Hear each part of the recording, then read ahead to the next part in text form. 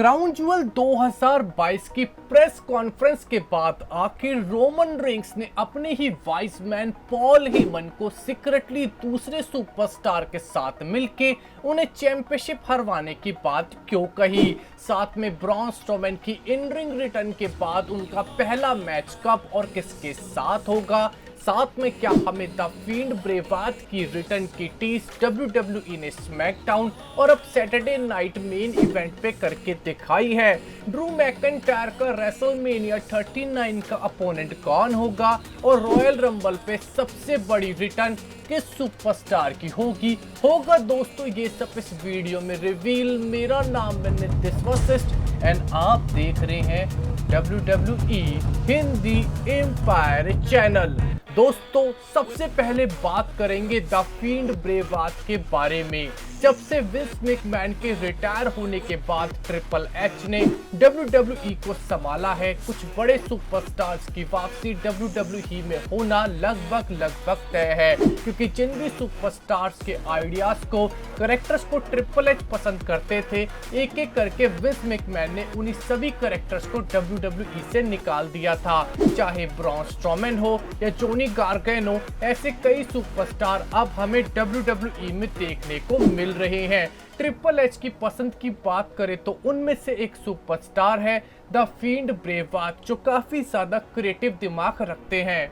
Vince McMahon ने field ब्रे वात को WWE से बजट कट्स के नाम पे रिलीज कर दिया था, पर विंस मैकमैन के जाते ही द फील्ड ब्रे वात की वापसी की खबरें आने लगी थी। अब दोस्तों फ्राइडे नाइट स्मैकडाउन में कमर्शियल के दौरान और सैटरडे नाइट मेन इवेंट पे WWE ने पूरी एरिना में लाइट को कट्स कर दिया और यहाँ पे ब्रे वात का रैबिट सॉन्ग भी बजाया, जिसके बाद फैंस ने मोबाइल का अपना स्क्रीन से लाइट से पूरी अरीना को चकाचौंध कर दिया, जो कि एक तरीका हो सकता है कि WWE खुद द फील्ड ब्रे वात की रिटर्न को टीज कर रही है। वैसे कई लोगों ने कहा कि शायद ये हमें कैरियन क्रॉस के पुराने कैरेक्टर की भी रिटर्न की वजह से भी दिखाया जा सकता है, पर मेरा मानना है कि फील्ड ब्रे वात हमें जल्द ही WWE में अपनी रिटर्न करते हुए दिखेंगे।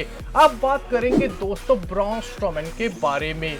ब्रॉन स्ट्रोमैन हमें आने वाले फ्राइडे नाइट स्मैकडाउन पे अपनी रिटर्न के बाद अपना पहला मैच अल्फा अकेडमी के खिलाफ खेलते हुए दिखेंगे।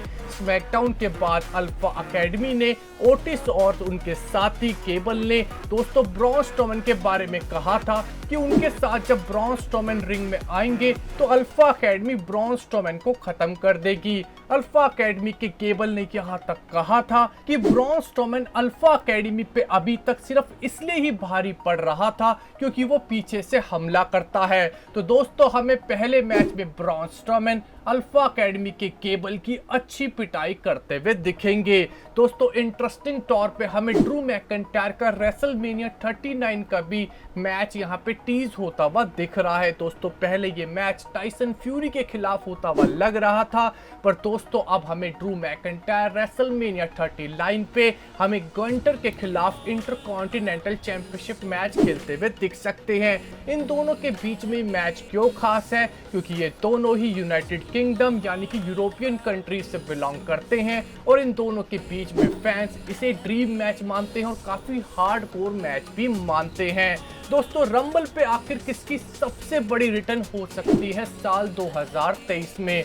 दोस्तों इसके पीछे हैं दो नाम, एक तो रेंडी ऑर्टन जो काफी टाइम से WWE से गायब हैं अपनी बैक इंजरीज की वजह से, और दूसरा नाम सामने आया है बिग ई, जो नेक इंजरी के चलते शायद हमें कह सकते हैं कि रिटायर ही हो चुके हैं। पर ये दोनों नाम साल 2023 के रंबल पे अपनी बड़ी रिटर्न करते हुए दिख सकते हैं और इनमें से कोई एक सुपरस्टार आपको साल 2023 का रंबल का मैच भी जीतता हुआ दिख सकता है। इसके बाद दोस्तों बात करते हैं कि आखिर रोमन रेंस ने पॉल हेमन अपने ही वाइस मैन पे क्या आरोप लगाया।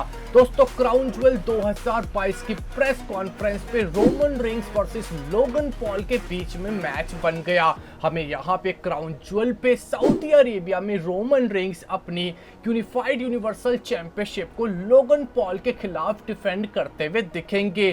पर दोस्तों रोमन रेंस ने अपने इंटरव्यू में कहा कि लोगन पॉल जो सिर्फ अपना तीसरा मैच खेल रहे हैं, दिमाग से बहुत अच्छे खेल खेल रहे हैं। ऐसा लगता है कि उन्हें कोई वाइस मैन गाइड कर रहा है, जैसा मेरा वाइस मैन है।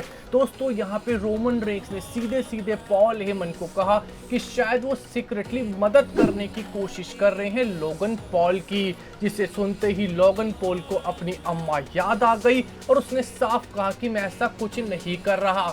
पॉल हेमन ने कहा कि रोमन रेंस लोगन पॉल को सऊदी अरेबिया में क्राउन ज्वेल पे इतनी बुरी तरीके से मारेंगे कि शायद लोगन पॉल अपना नाम भी भूल जाए। पर दोस्तों जैसे ही बड़ी अनाउंसमेंट हुई, रोमन रेंस ने अपने वाइस मैन पे तो आरोप लगाया ही, पर लोगन पॉल के यानी कि भाई जेक पॉल ने भी कहा कि मेरा भाई हर इम्पॉसिबल काम को पॉसिबल कर सकता है और उसे सपोर्ट करने के लिए मैं सऊदी अरेबिया में इस मैच में मौजूद हूँगा, जो रोमन रेंस के लिए और भी बड़ी खतरे की घंटी है, क्योंकि जेक पॉल भी किसी से कम नहीं। और अगर वो इस मैच में इंटरफेयर करते हैं और WWE को ज्वाइन करने की कोशिश करते हैं तो WWE भी एक बड़ा गैम्बल खेल सकती है कि यहाँ पे जेक पॉल के नाम पे हमें लोगन पॉल रोमन रेंस को हराते हुए भी दिख सकते हैं।